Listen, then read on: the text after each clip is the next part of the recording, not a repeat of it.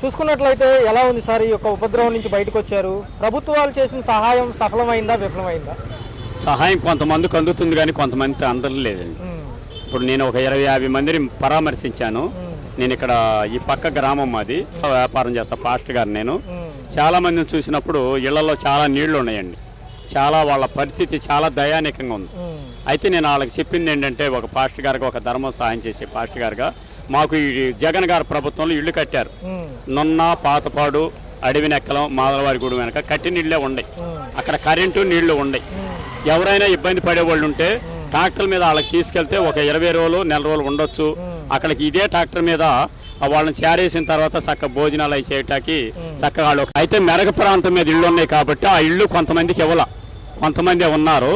ఇప్పుడు ఈ నీళ్లలో బాధపడుతున్నవారికి ఇళ్ళు లేని వాడు చక్కగా ఆ సురక్ష ప్రాంతానికి చేరితే ఒక 20 రోజులు, నెల రోజులు ఆడ ఉండటానికి చక్కగా శ్రేయస్కరంగా ఉంది. కాబట్టి వీళ్ళందరినీ కూడా ప్రభు ఎవరైనా కానీ దీని విషయంలో ఇక్కడ ఓట్లు కాదు, మతాలు ఏమీ అడ్డం లేదు.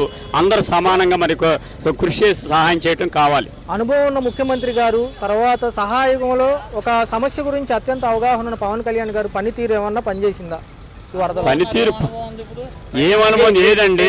ఇప్పుడు అందరూ ఇలా బాధలుగా ఉన్నారండి. ఏయో తెస్తున్నారు, ఇసిరేస్తున్నారు అనకూడదు. కానీ లైన్ గా ఇవ్వు, లైన్ గా ఒక్కోళ్ళకి ఇవ్వు, లైన్ గా భోజనం పెట్టు, లైన్ గా ప్యాకెట్లు లైన్ గా ఇవ్వు.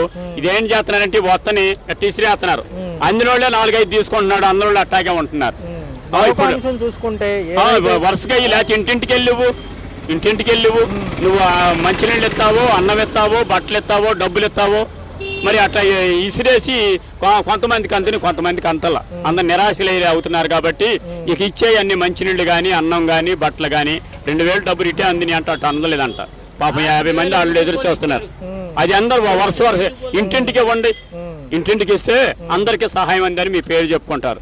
అది ఎవరికో 10 మందికి అందుతుంది, 90 మంది నిరాశ్రయులు అవుతున్నారు. కాబట్టి మీరు చేసేటువంటి సహాయం అది అందరికీ మరి కోర్టులు అందరికీ మరి ఆ సహాయం చేయవలసిందిగా మరి కోరుకుంటున్నాను. అయితే అసలు విషయం ఏంటంటే, ఇప్పుడు దీని నిమిత్తం వరద బాధితులు ఒకళ్ళు ఎవరు తోసిన సహాయం కోర్టులో ఇస్తున్నారు. నేను పవన్ కళ్యాణ్ గారు 6 కోట్లు ఇచ్చాడంట, జగన్ గారు 3 కోట్లు ఇచ్చాడంట, ఎవరు 100 కోట్లు ఇచ్చాడు. మరి ఇదంతా చూసుకుంటే మరి ఇవన్నీ ఎవరు తీసుకుంటున్నారు? మరి ప్రజలకు వచ్చేసరికి కొంత అందతట్టలు ఇక్కడ.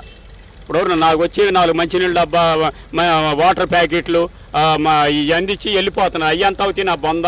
మరి మిగతా డబ్బులు ఏమైపోతున్నాయి? ఇది అడిగేవాళ్ళు చెప్పేవాళ్ళు లేరు. మీరు చేసే సహాయం ఏదో ఇలా ఇబ్బందుల్లో ఉంటే ఇక్కడ పార్టీలు కాదు, మతాలు కాదు, ఏం కాదు, మీరు వచ్చి సహాయం చేయాలి. అంతేగాని నాకు జ్వరం వచ్చింది, నాకు కడుపులు నొప్పి వచ్చింది అంటే నీకు ఈ టైంలోనే వస్తుందా జ్వరం? ఈ టైంలో వస్తుందా? నువ్వు వచ్చి చెయ్యి. ఈ టైంలో నువ్వు సహాయం చేస్తే మర్చిపోవడం మనిషి ఎప్పుడు కూడా. సహాయం చేయడం ధర్మం, సహాయం ఆశ్రమం తర్వాత ధర్మం సహాయం చేయాలి. అది ఆశ్రమం సాటి మానవత్వంగా ధర్మంతో నేను పొరుగు వాడిని బాధల్లో ఉన్నవాడు సహాయం చేయమంటున్నారు. వరదలు రాకపోతే నేను అడిగేది లేదు, వాళ్ళు తీసుకునేది లేదు. ఓ పక్క చూసుకున్నట్లయితే కృష్ణానది పైన కట్టిన గోడ కృష్ణలంక వాసులను ఎంతవరకు కాపాడిందంటే దానిపైన మీ అభిప్రాయం? అది చాలా వరకు కాపాడింది, చాలా సంతోషం. అయితే ఆ గోడను చూశాక మాకు ఒక ఆలోచన వస్తుంది. రేపు భవిష్యత్తులో కూడా ఈ వచ్చే వరదకి ఈ మన బుడిమేరికి కూడా అలాంటి పెద్ద బలమైన గోడలు కడితే రేపు ఎప్పుడన్నా రావచ్చాం, ఆ గోడ కడితే ఈ నష్టపరిహారం జరగదు అనేది మా ఆలోచన, గట్టి నిర్ణయం. ప్రకాశం బ్యారేజీకి జరిగిన ఉదంతం ఏదైతే ఉందో, బోట్లు గుద్దుకోవడం కుట్రకోణమా సహజమా? ఇది కుట్ర కోణం కాదండి. ఏమండి కావాలని కొడతాడండి, కావాలని. ఇప్పుడు ఈ పరిస్థితి బాగా ఇంట్లోంచి రాలేని పరిస్థితి, మడిసిలోతున్న నీళ్లలో మనుషులు కొట్టాడుతుంటే ఆయన బ్రిడ్జి దోసేస్తాడు అనుకోండి. ఆ కింద ఎన్ని ఊళ్ళు ఉన్నాయి? బందర్ దాకా, పోరింకా దాకా కొన్ని వందలు ఉన్నాయి. వీళ్ళందరూ ఆయన ఇదైపోవటం, నష్టపోవటం, చనిపోవటం ఆయనకు అవసరమా? ఇంకొక విషయం ఏంటంటే, ఇంత ఉధృతి సమయంలో వాలంటీర్ వ్యవస్థ ఉంటే దానిపైన మీ అభిప్రాయం? చాలా బాగుండేది.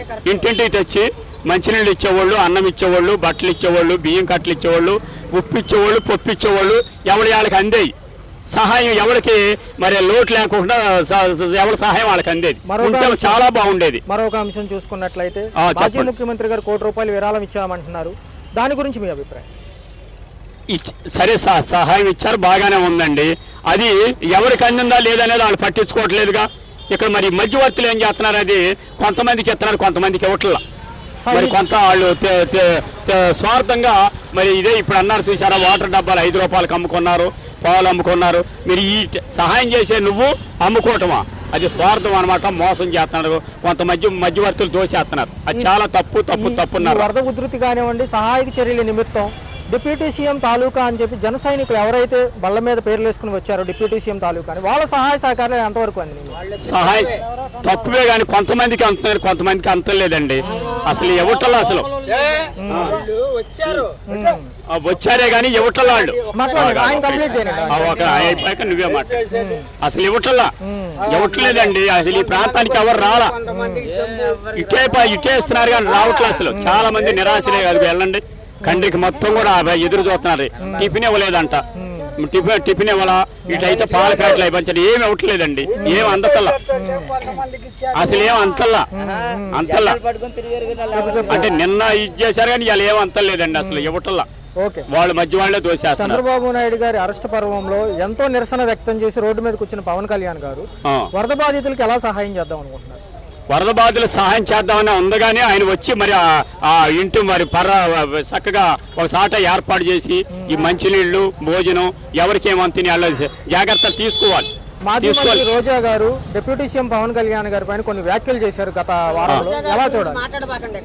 సరే, ఆమె వాళ్ళ స్వార్థం కోసం వాళ్ళు రాజకీయాలు చేస్తున్నారు కానీ ప్రజలకు ఇప్పుడు ఇక్కడ కావాల్సింది ఏంటంటే వరదల్లో కొట్టుమిట్టాడుతూ మరి అన్ని నష్టపోయిన వారికి ముందు సహాయం కావాలి. చేస్తున్నారు కానీ ఎవరు చేయట్లేదండి. 12 రోజుల పైచిలుకు ఈ యొక్క చర్యల్లో అవును ఎంతవరకు అధికారులు కానివ్వండి మొత్తం వ్యాప్తంగా యంత్రాంగం సఫలమైందా విఫలమైందా? సఫలమైందంటే కొంతవరకే సఫలమైంది కానీ కొంతవరకు విఫలమైందండి. ఏమి అందతల్లా అసలు వాలంటీర్లు ఉంటేగా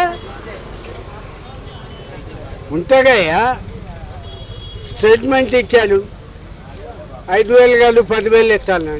ఏం చేశాడు? ఒక పక్క ప్రకాశం బ్యారేజీ విషయం ఎలా చూడాలి? ఇదేం లేదయ్యా, ఎలగలేరు ఇదో 11 గేట్లు ఇచ్చేసాక మడ్డ గుడిచిపోయింది. 33 ఏళ్ళు అయింది 2003లో. అసలు అది కృష్ణానదిలోకి వెళ్ళాల్సిన వాటర్ ఎందుకు వచ్చింది? ఇటు ఎందుకు వచ్చింది వాటర్? అది చెప్పు. సీఎం గారు 2004లో వచ్చిన వాటర్. ఒక్క నిమిషం ఆయన కంప్లీట్ చేయండి సార్. లింగమనేని భాస్కర్రావు గారి గెస్ట్ హౌస్ మునిగిపోద్దని మద్దగుర్తా తప్ప ఇదో ఏంటి వాళ్ళు ఆఫీసర్లు చెప్పారు టీవీలో చెప్పారు. ఏంటి అది? ఆడు ఒక్క కుటుంబాని కోసం ఇంతమందిని 3 లక్షల మందిని మట్టగుడిపితే ఏంటి? నీళ్ళు తాగటానికి నీళ్ళు నానా మట్లు కూర్చారు. వేరే ఉద్దేశం కాదయ్యా, నాకు అన్ని బూతులు అవుతాయి. ఇక ప్రమాణం పూర్తిగా ఇప్పుడు డిప్యూటీ సీఎం నేనుంటే చెంబు బాగా తగ్గుతా అన్నాడు.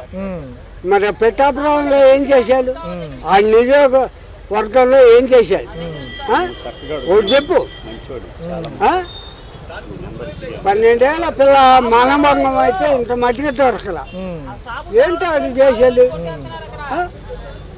మరి ఎంతో అనుభవం ఉన్న పవన్ కళ్యాణ్ గారు కానివ్వండి, అంతకంటే అనుభవం ఉన్న చంద్రబాబు నాయుడు గారు పనితీరు సెట్ అవ్వలేదంటారు ఈసారి. నీకు ఇంకోటయ్యా, ఇవాళ పొద్దున్న స్టేట్మెంట్ ఏమిచ్చాడంటే జగన్ పాపం పండింది. ఇది ఆడు ఎప్పుడు మాట వచ్చాడు? జగన్ ఎప్పుడు మాటకు వచ్చాడు? అటుకాదయ్యా 2004లోనే ఆడిపోయాడు. ఇంకేంటి ఆడుకోవాలి? అవునా కాదా? ఏం లేదయ్యా, ఈడు పోతే సగం దరిద్రం. అది ఇది మాత్రం వాస్తవం. ఓకే.